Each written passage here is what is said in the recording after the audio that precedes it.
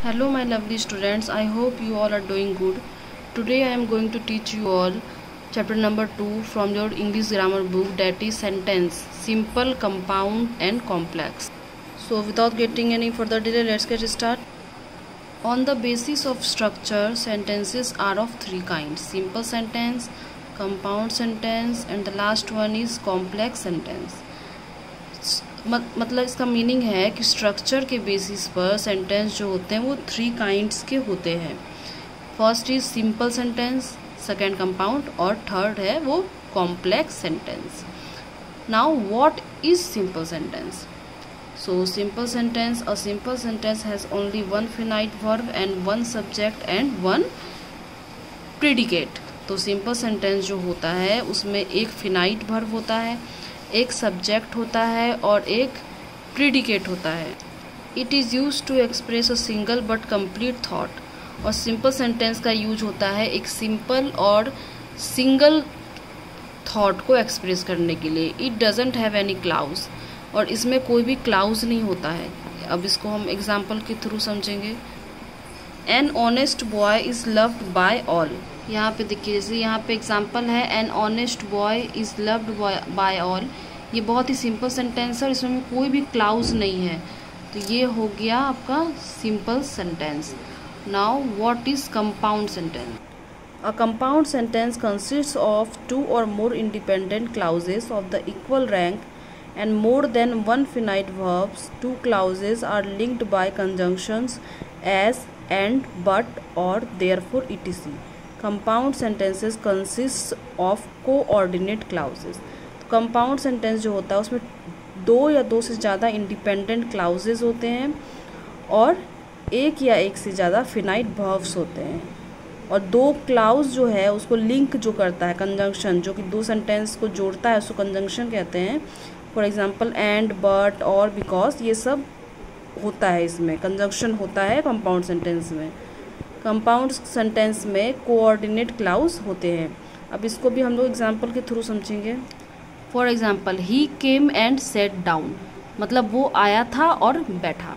तो यहाँ पे अगर हम लोग एंड से लेकर के डाउन तक हटा दें तो भी ही केम बचता है. तो ही केम अपने आप में एक मीनिंगफुल सेंटेंस बन जाता है.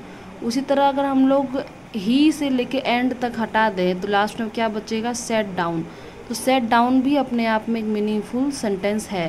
तो मतलब कि ये दोनों सेंटेंस मीनिंगफुल सेंटेंस बन रहा है. और इसको जोड़ कौन रहा है एक दूसरे से? तो एंड यहाँ पे हो गया कंजंक्शन. तो इसीलिए ये हो गया आपका कंपाउंड सेंटेंस. उसी तरह इसका सेकेंड एग्जाम्पल है he is poor but he is happy. तो ही इज़ पुअर, अगर हम लोग इसको लेते हैं तो ये अपने आप में मीनिंगफुल सेंटेंस बन रहा है. फिर इधर बट के बाद में से लेते हैं ही इज़ हैप्पी, ये भी मीनिंगफुल सेंटेंस बन रहा है. पर ये दोनों को जोड़ा किसने है? बट ने. और बट यहाँ पे क्या है? कंजंक्शन. इसलिए कंपाउंड सेंटेंस हो गया. Two independent clauses, he came, sat down, यहाँ पे एग्जाम्पल को डिटेल में लिखा गया है. And the last one is complex sentence. A complex sentence is one which consists of only one independent और main clause.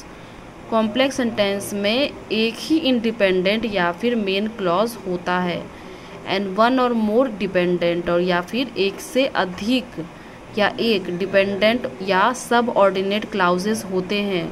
The subordinate clauses depend on the main clause to convey the meaning.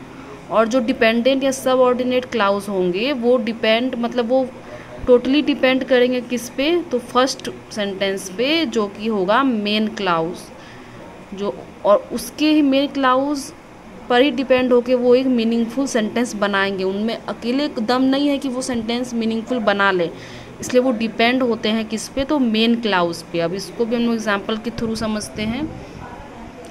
They returned when the sun set. They returned when the sun set. तो they returned, ये अकेला भी रहेगा तो meaningful बन जाएगा. पर when the sun set, ये अगर अकेला रहेगा तो ये मीनिंगफुल नहीं बनेगा. तो when the sun set को ज़रूरत किसकी पड़ी? they returned की, एक मीनिंगफुल सेंटेंस बनाने के लिए. तो ये हो गया कॉम्प्लेक्स सेंटेंस. उसी तरह सेकेंड एग्जाम्पल भी है. As we try to enter the hotel the manager said that there was no room.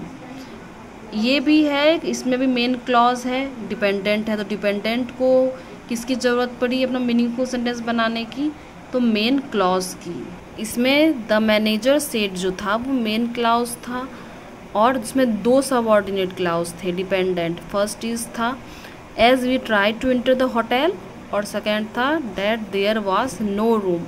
ये दो यहाँ पे सबऑर्डिनेट क्लॉज थे। So that's all for today. We will meet in our next video, and in my next video I will solve the question answer of the exercise. Till then, stay home, stay safe, good luck.